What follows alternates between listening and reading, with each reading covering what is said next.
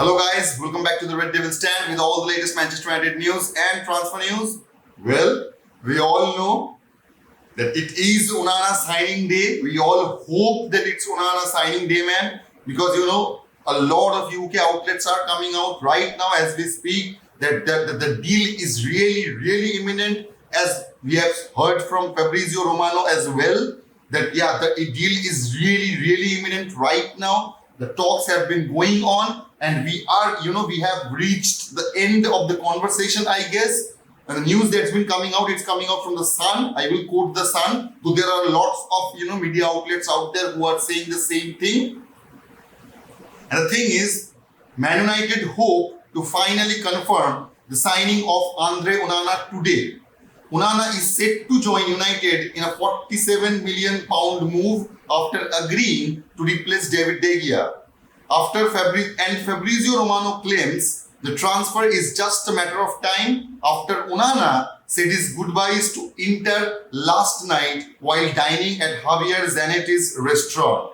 So yeah, man, he has, bid his goodbye to his club, to his current club, maybe ex-club right now. So yeah, we could, hear the news anytime. I will be ready to, get live when that happens. I will be hoping to see you guys over there when that happens. Because as we all know, that we needed to sign ONANA, man. We need to do that as soon as possible.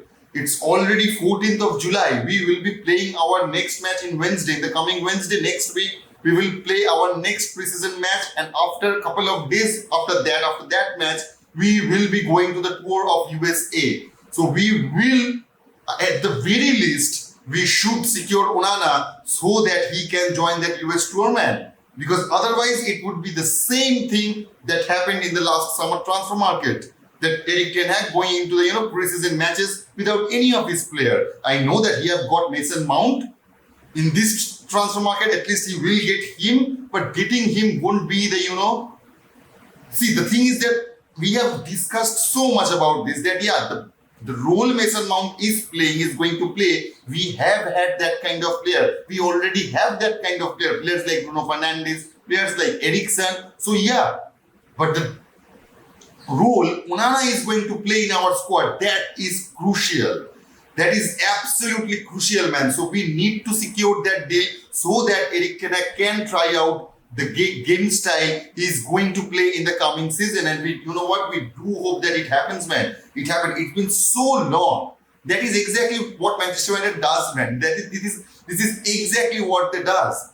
They suck the joy out of any deal. Believe me or not, they suck the joy, the surprise of every deal, man, they make.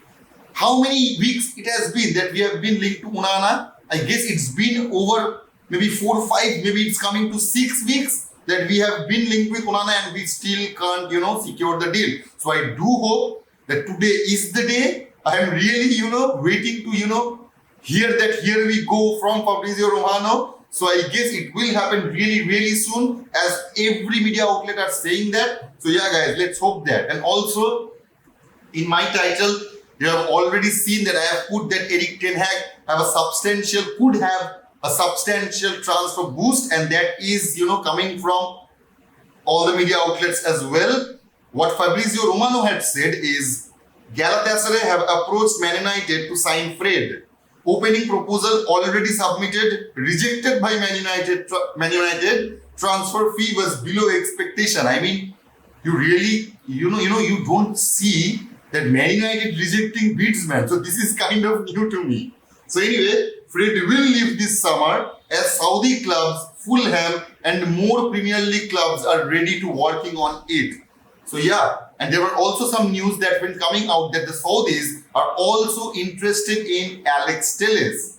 And see, the thing is that, man, after the Saudis came in this transfer market, as we all know that they have hit, and they have hit hard in this transfer window, man. They are snatching player out of the Premier League here and there, and they're going in on it. So yeah, man. See, the thing is that when it came to Liverpool, if we take the example of Liverpool, I'm pretty sure that by selling Henderson and Fabinho with that kind of salary structure, I'm pretty sure if they wanted to sell in Premier League club, or any other European club, they would have, at the most, they would have secured, I don't know, 25, 30, 35 million, at the very most 30 million, I guess. But the way that they have done the deal with the Saudi clubs, they are now going to able to, accumulate at the very least 55 to 60 million. So that is 25 to 30 million, hike up in an instant.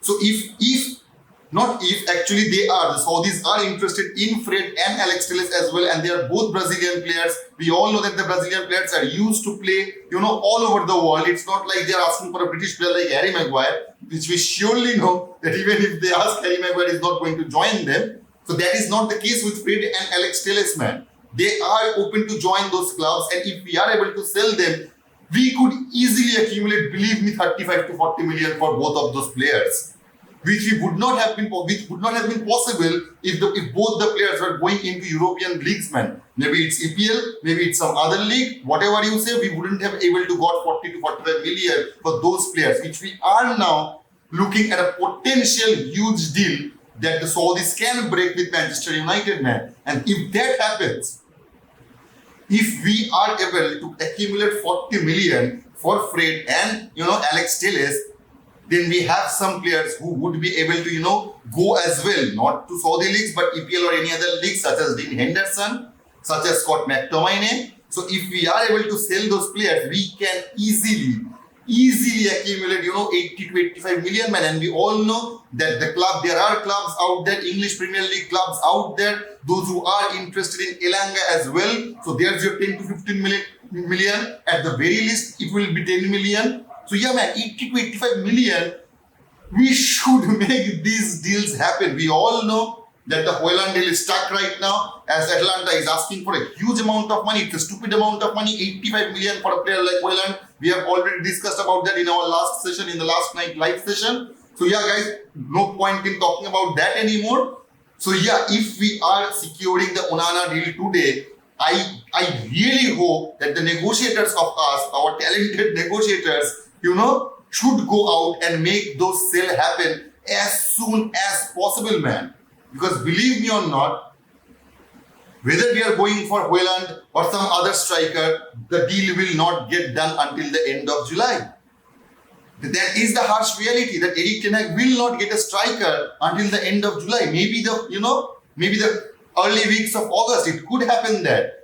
And as we all know, we are playing the Wolves in Manchester United in Old Trafford at 15th of August. It would be our first Premier League game.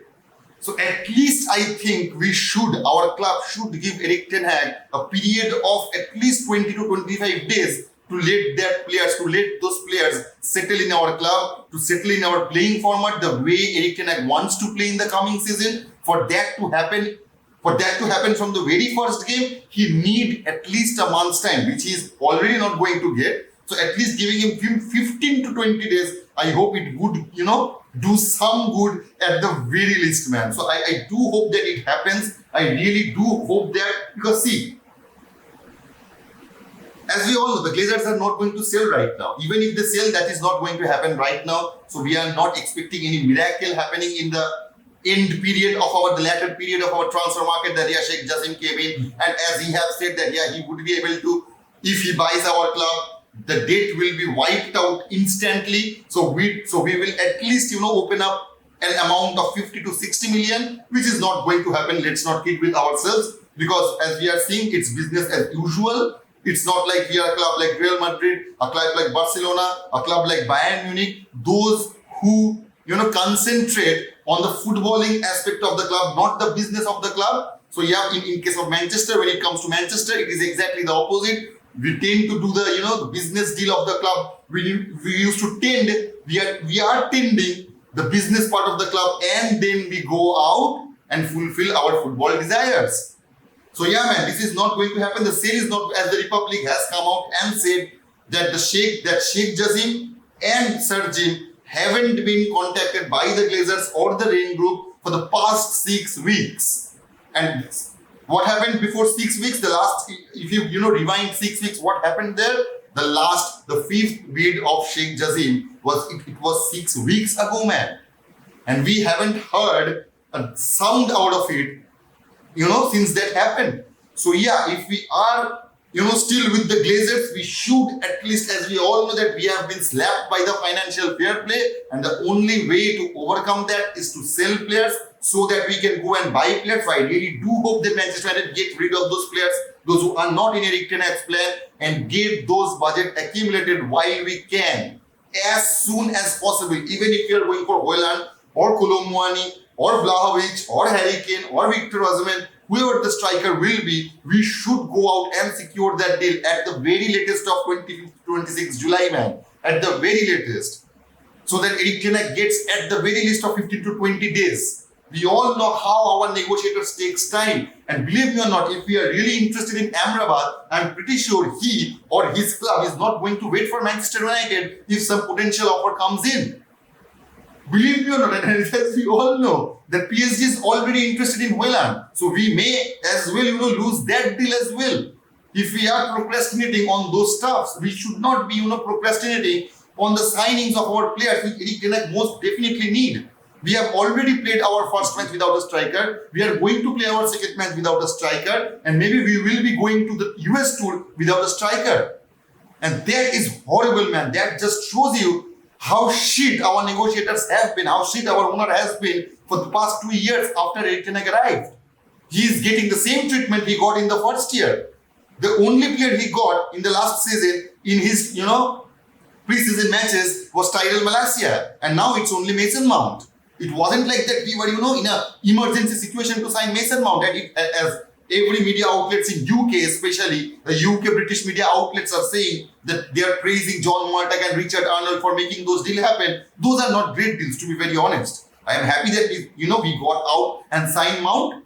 That's okay. That's a good deal. That's a decent deal. But there is nothing great in it. Absolutely nothing great in it. You are paying 55 million for a player who has only 1 year contract left in him. Who is not in the current squad of England national team, who haven't played very well the last year. So paying 55 million for that kind of player, it's not a great deal. It's an average deal. It's an okay deal at the very best, but not a great one. So if we want to have some great signings in this transfer window, we need to sell our players as soon as possible, guys. As you all know, I am frustrated with it. You are frustrated with it. I mean, it's going on and on with ONANA. I really, really hope that, it gets done today, man. Because I am tired of talking of it. We are tired of waiting for it to happen. So yeah, if we can make that deal happen today, it would be good. Would it be great? No, man. Because as I have said in the, first part of this video, that Manchester United are a pro version of how to suck joy out of any deal. This sucks the excitement out of any fucking deal, man. They announced that, we are going to go and buy that player. And we are all excited as fans that, it will happen so soon. And then 1 month later, nothing happens. So yeah, if we can, find a way to make that deal happen today, as Fabrizio Romano and, Gianluca Di Marzio have already came out last night that the deal is done. But we haven't have a here we go from our Fabrizio Romano. So I am waiting for it. I am sure you guys are waiting for it as well. So when it happens, I will be live. I hope you guys will join me. And yeah, we will have our 11 PM, live show as well. So see you guys there. Kudos to you guys. See you in the next video. Until then, take care. Goodbye, guys.